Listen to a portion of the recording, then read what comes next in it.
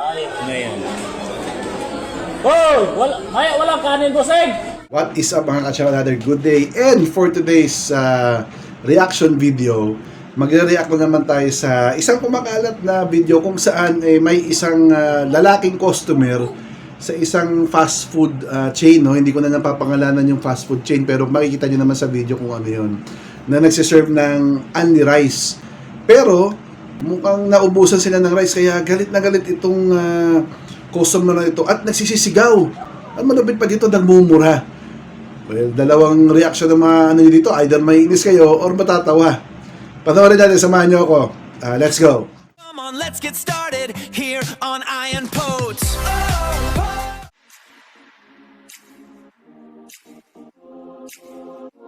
Okay mga kachaw, so ito yung video. Panoorin natin sabay-sabay. Let's go. Ayop na yan. Oh! Walang kanin, bossing!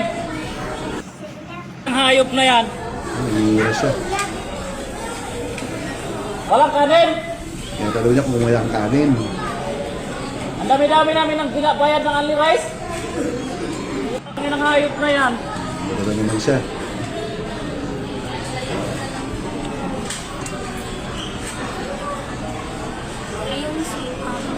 Parang pawis na pawis pa si kuya dito. Kanina pa kami nangihingi dito.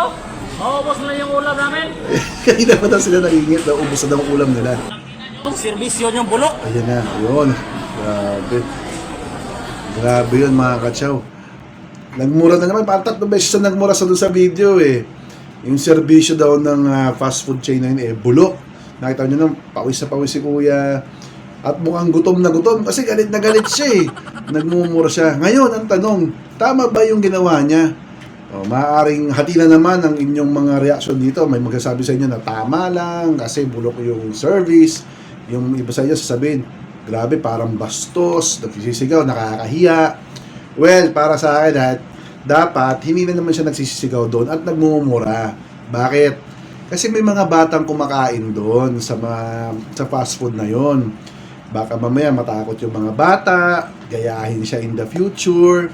O, sa mga matatapang dyan at magsasabing tama lang yung lalaki, gagawin nyo ba yun? O, magmumukha kayong uneducated nun.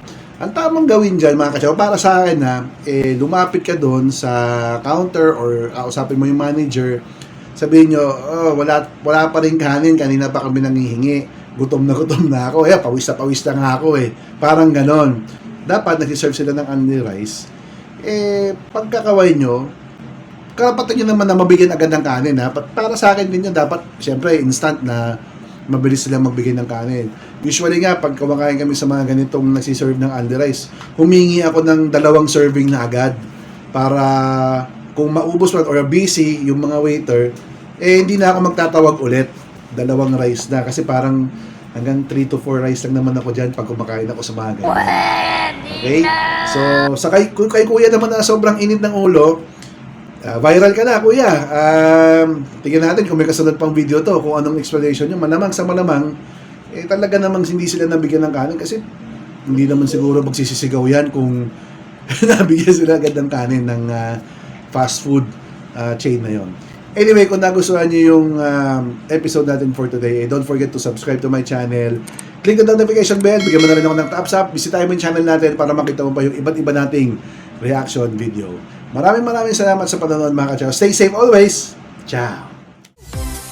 Ayan po! Yeah! Tara na't mag-enjoy. Angat sa ating new hype, a vibrant new joy. Ayan po!